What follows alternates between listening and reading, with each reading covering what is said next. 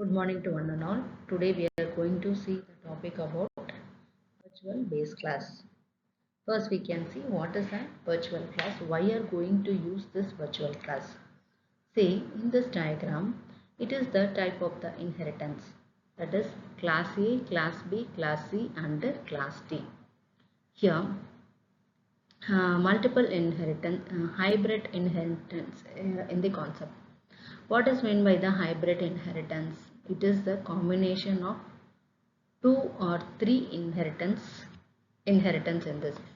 So see here, class A, class B and class C. So what is going to be? This is an hierarchical inheritance. Class A, class B, class C. This is an hierarchical inheritance. And from class D, class B and class C, these are to the class D means it is an multiple inheritance, and other also we can see this is an multi-level inheritance. Class A, class B and class D. So here there is an hybrid inheritance, two or three inheritance, it is going to be combined, that is having a multipath. Suppose இப்போ வந்து class Aல இருக்கிற எல்லா ப்ராப்பர்ட்டிஸுமே class Bக்கு inherit ஆகிடும். திரும்ப இதை inherit பண்ணும்போது இங்கே என்ன ஆகுது அப்படின்னா இந்த பாத்தில் காப்பி ஆகுது. அதாவது ஏல உள்ளது ஏற்கனவே காப்பி ஆகிடுச்சு, அது வந்து பி வச்சிருக்கு. திரும்ப பி இன்ஹெரிட்டன் பண்ணும்போது மறுபடியும் காப்பி another time காப்பி ஆகுது, 1 second காப்பி ஆகுது. கிளாஸ் பியை மறுபடியும் இங்கே கிளாஸ் டி இன்ஹெரிட் பண்ணும்போது கிளாஸ் ஏ கிளாஸ் பி எல்லாமே சேர்த்து வந்து காப்பி ஆகுது. ஸோ இதனால் என்ன ஆகும் அப்படின்னா மெமரி ஸ்பேஸ் அலோகேட் ஆகிறது வேஸ்ட் ஆகுது.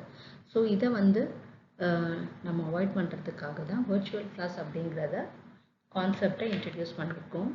ஸோ இதில் என்ன ஆகும் அப்படின்னா மல்டிபாத் இன்ஸ்டன்ஸை அவாய்ட் பண்ணுறதுக்காக தான் வர்ச்சுவல் கிளாஸ் அப்படிங்கிறத நம்ம கான்செப்டை கொண்டு வந்திருக்கோம். So we can see here virtual class is defined by writing a keyword virtual in the derived classes, allowing only one copy of data to be copied to the class B and C. So இங்கே என்ன பண்ணுறாங்க அப்படின்னா நம்ம virtual class என்ன செய்ய போகிறோம், derived கிளாஸில் virtual அப்படிங்கிற கீவேர்டை யூஸ் பண்ணி நம்ம கோடிங்கில் எழுத போகிறோம். ஸோ இது என்ன பண்ணுது அப்படின்னா கீவேர்டை மட்டும் போட போகிறோம் derived கிளாஸில், allowing only one copy of data to be copied to the class B and C. என்ன ஆகும் அப்படின்னா virtual அப்படிங்கிறத போட்டோம்னா another time காப்பி ஆகாமல் one time மட்டுமே காப்பி ஆக அலோவ் பண்ணும். ரிப்பீட்டட் நம்பர் ஆஃப் காப்பீஸ் வந்து அலோவ் பண்ணாது. ஸோ அதே மாதிரி known enough, it prevent multiple instance of a class appearing as a parent class in the inheritance hierarchy when multiple inheritance are used. So இங்கே என்ன ஆகுது அப்படின்னா multiple இன்ஸ்டன்ஸில் multiple பாத் class ஏலேருந்து B, திரும்ப class பியிலேருந்து D என்ன ஆகும் அப்படின்னா மல்டிபிள் பாத் நிறைய instances வரும்போது பேரண்ட் கிளான்ட்லேருந்து உனக்கு ரிப்பீட் ஆகாமல் அவாய்ட் பண்ணுறதுக்காக தான் மல்டிபிள் இன்ஸ்டன்ஸ் நிறைய இன்ஸ்டன்ஸ் அதர் காப்பியை ப்ரிவெண்ட் பண்ணுறதுக்காக தான் இந்த வர்ச்சுவல் கிளாஸ் அப்படிங்கிறது introduced. So it is an another example. Grandparent, parent 1, parent 2, here it is child. This is another example. So இங்கேயும் அப்படிதான் virtual base classes are used in virtual inheritance in a way to prevent multiple instances of giving class hierarchy appearing in an inheritance hierarchy when using multiple inheritance. So multiple inheritance அப்படிங்கிறது என்ன, grandparent அப்படிங்கிறது ஒரு base class, அதுலேருந்து மறுபடியும் நம்ம என்ன drive பண்ணியிருக்கோம் parent 1 and parent 2, மறுபடியும் இந்த parent 1 and 2 வந்து பேஸ் கிளாஸ் ஆயிடுது. ஸோ அதுலேருந்து இன்ஹெரிட் பண்ணக்கூடியதான் வந்து சைல்டு. ஸோ இது என்ன ஆகும் அப்படின்னா நிறையா இங்கேருந்து இங்கே இன்ஹெரிட் பண்ணும்போது எல்லாமே ஒன்ஸ் அகெயின் அண்ட் அகெயின் நம்ம பண்ணுறோம். ஸோ வர்ச்சுவல் பேஸ் கிளாஸில் வர்ச்சுவல் இன்ஹெரிட்டன்ஸ் அப்படிங்கிற கான்செப்ட் மூலமாக நம்ம மல்டிபிள் இன்ஸ்டன்ஸை அவாய்ட் பண்ண போகிறோம். need for virtual base classes. What is the need? எதுக்காக நம்ம virtual base class அப்படின்றத introduce பண்ணுறோம்?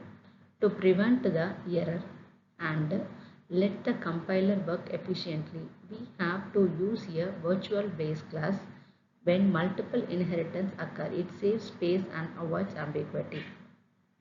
Multiple inheritance யூஸ் பண்ணும்போது நமக்கு என்ன ஆகும் அப்படின்னா மல்டிபிள் இன்ஸ்டன்சஸ் வரும்போது. ஸோ கம்பைலர் வந்து மறுபடியும் மேலேருந்து பேஸ் கிளாஸ்லேருந்து டெரைவ்டு கிளாஸை ஒன்று காப்பி பண்ணுது, மறுபடியும் அதை இன்னொரு இடத்துக்கு காப்பி பண்ண இதுக்கு எல்லாமே டைம் எஃபிஷியன்சி ஆகுது. கம்பைலர் வந்து என்ன பண்ணணும், எஃபெக்டிவாக ஒர்க் பண்ணணும். ஸோ இந்த எரர்லாம் ப்ரிவென்ட் பண்ணுறதுக்காக தான் நம்ம வந்து மல்டிபிள் இன்ஹெரிட்டன்ஸ் யூஸ் பண்ணும்போது வர்ச்சுவல் பேஸ் கிளாஸை யூஸ் பண்ணுறோம். அப்படி யூஸ் பண்ணால் என்ன ஆகும், மெமரி ஸ்பேஸ் இது எல்லாமே நமக்கு சேவ் ஆகும்.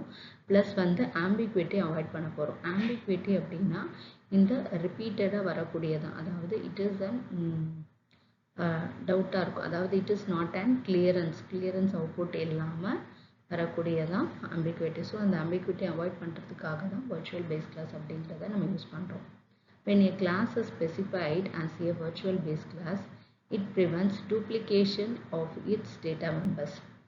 When a class is specified as a virtual base class, it prevents duplication of its data members. என்ன ஆகும் அப்படின்னா, only one copy of its data members is shared by all the base classes that use the virtual base class. ஒரு base கிளாஸை வர்ச்சுவல்ட்டு நம்ம declare பண்ணிட்டோம் அப்படின்னா என்ன ஆகும் அப்படின்னா, டேட்டா மெம்பர்ஸை ரிப்பீட்டடாக டூப்ளிகேஷன்ஸ் வந்து அவாய்ட் பண்ண போதும். ஸோ நம்ம வர்ச்சுவல் அப்படிங்கிறத பேஸ் கிளாஸ் டெரைவ் பண்ணிட்டோம் அப்படின்னா ஒன் காப்பி மட்டும்தான் டேட்டா மெம்பர்ஸ் எல்லாமே வந்து ஷேர் ஆகும். If the virtual base class is not used, all the derived classes will be duplicated data members. In this case, the compiler cannot decide which one is it. அதாவது base கிளாஸ்லையும் சில data members கொடுத்துருப்பீங்க, derived கிளாஸ்லையும் data members கொடுத்துருப்பீங்க, அதுலேயும் வந்து functions எல்லாமே use பண்ணுவோம். கடைசி மெயின் ஃபங்க்ஷனில் நம்ம கால் பண்ணும்போது கம்பைலருக்கு தெரியாது எந்த பேஸ் கிளாஸை நம்ம எப்படி கூப்பிட்றோம் அப்படிங்கிறது தெரியாது. ஏற்கனவே நம்ம வந்து பேஸ் கிளாஸ் டெரைவ்டு கிளாஸில் ரிப்பீட்டடாக வந்து கிளாஸஸ் வந்து கால் பண்ணிகிட்டே இருக்கோம். மல்டிபிள் இன்ஸ்டன்ஸில் நம்ம வந்து கால் பண்ணிகிட்டே இருக்கோம். ஸோ அதனால் வந்து நமக்கு வர்ச்சுவல் அப்படிங்கிற கீவேர்ட் யூஸ் பண்ணலை அப்படின்னா கம்பைலருக்கு எந்த டேட்டா மெம்பர்ஸ் இல்லாட்டி எந்த ஃபங்க்ஷன்ஸ் எந்த மெம்பர் ஃபங்க்ஷனை எடுக்கணும் அப்படிங்கிறது தெரியாது எக்ஸிக்யூட் ஆகும்.